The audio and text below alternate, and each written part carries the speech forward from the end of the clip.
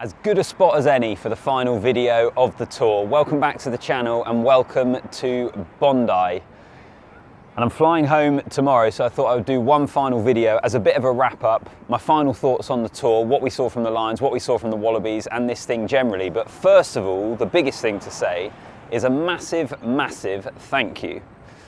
It has been a total and utter privilege to be out here covering a Lions tour. As a rugby fan, it is as good as it gets.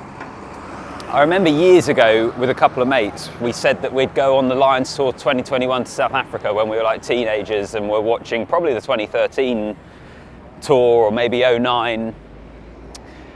And it is this thing, isn't it, that if you're a rugby fan, that you have a desire to do and you hope you get to see, and so many people aren't able to because it's so far, it's so expensive, and I've been utterly privileged to be in the position to actually be able to get out here, to cover it, to see it, and to work on it. And so it has been a total joy that I do not take for granted one bit. It is just been awesome.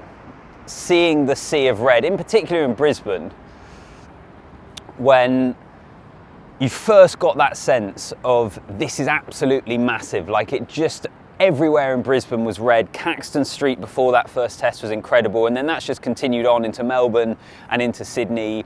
But it has been an absolute joy, so thank you for watching. It is as special as I hoped it would be. It is kind of an amazing thing, the Lions, a throwback to an age of amateurism and touring that doesn't really exist anymore, but yet in the professional age of the game it still works so well, it is still so special. So I've absolutely loved it. So thank you, and thank you for watching. And comment down below, what did you make of the series? What do you make of the Lions? Is this going to be remembered as a great Lions series or not? I've seen people say some quite conflicting things, so let me know, comment down below, like the video and subscribe to the channel. And I will start off with maybe some final reflections on the series itself, and it's been a really funny one I've found since Saturday.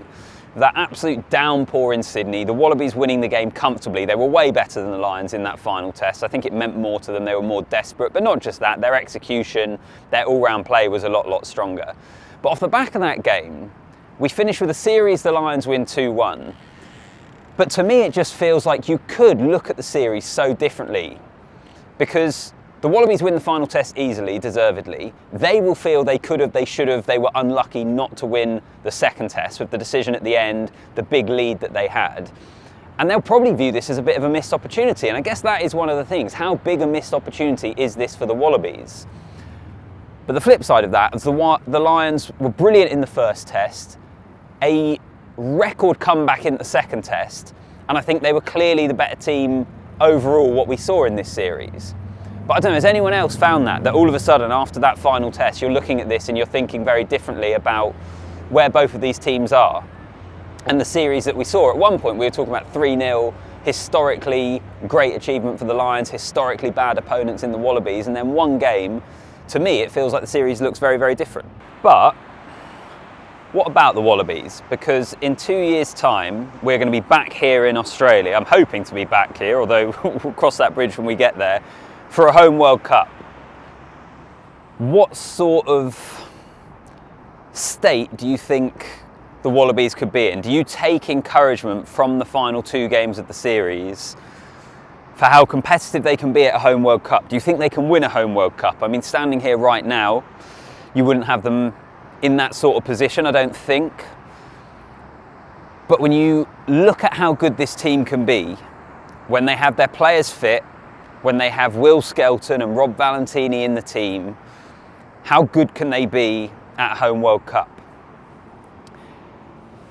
And we'll wait and see. I think strength in depth is clearly an issue. I think when they have their best players fit and firing, they can compete with everyone. But over the course of a World Cup campaign, over the course of a season, you pick up injuries.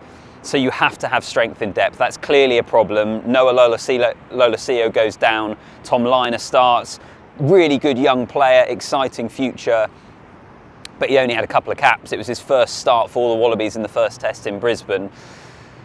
But I take a bit of encouragement from what we've seen, in all honesty, and probably not just this test series, but what we've seen over the last maybe year or so, that the Wallabies can really compete with the best on their day.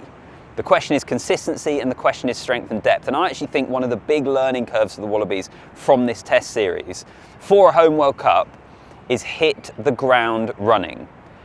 I think they messed up their preparation massively for this series. I think they were undercooked. I don't think they had enough warm-up games ahead of the first test, and they were caught cold. And the Lions were brilliant in the first half in Brisbane, but they absolutely blitzed the Wallabies. I think they weren't prepared.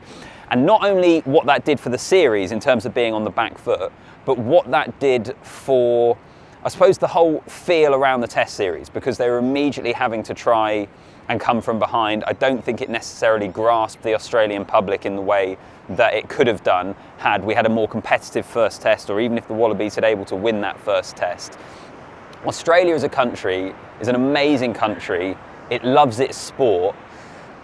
Give them a team to get behind and they will do exactly that. And I don't think the Wallabies did that in this test series. Home World Cup, get your preparation spot on and hit the ground running, because this country will get behind you. We saw that with was it the Wallaroos? No, the Wallaroos are the women's rugby team, the Socceroos maybe.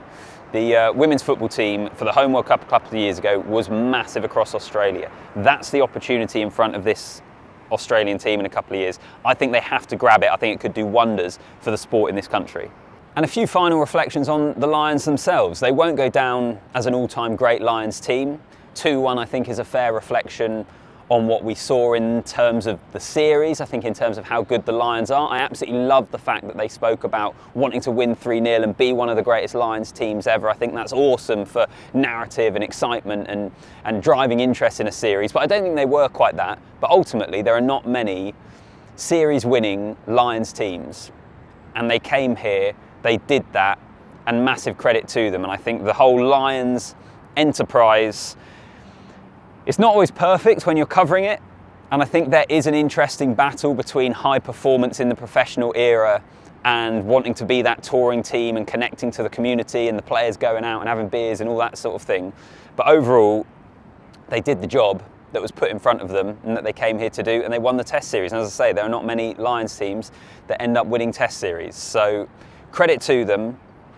And what an amazing country Australia is to tour. It has been absolutely brilliant. I know there were some noises earlier on in this tour of should the Lions tour Australia, because we didn't get competitive tour games after the first test in Brisbane. You were thinking, geez, we're going to get a really disappointing series in terms of the rugby we're going to witness. What does it look like? I think all that's been put to bed. The Wallabies showed up late in the test series, too late in the test series, but they did eventually show up. We got a really interesting series, I think, and I think there's no question that Australia is a country the Lions should be touring. I think what will change is what the tour games look like. I think that's the part of the tour that you can improve. And the Lions are already speaking about possibly a Japan or a Fiji, or, you know, factoring in a team like that you actually play over here. Because I think it's about how competitive those tour games are. I actually think it's also about almost engaging everyone, and a lot of you watching back home will get a better sense of this than perhaps I've had. But did those tour games really grasp people? Was it the sort of thing that people would have been booking off work to make sure they could watch them? The sense over here is it didn't necessarily cut through in that way, and I think that's what the Lions want to change. Get the balance right between preparing themselves for the test series, but equally still having matches that engage and spark the tour and get it into life. It took a while to get going on this tour. So I think I will leave it there. Some final thoughts. I'm heading to the airport and flying off fairly soon. But a final thank you for what has been an unbelievable trip. A complete and utter privilege and joy. I am well aware of how lucky I am to have done it. It does not escape me for a moment. And I thank all of you for watching and engaging and hopefully enjoying the content. And the Rugby Championship is right around the corner, so I'll probably be heading home, unpacking my bags and then turning attention back onto the Rugby Championship. So really appreciate you all. Like the video, subscribe to the channel, comment down below, and from here in Bondi, see you next time.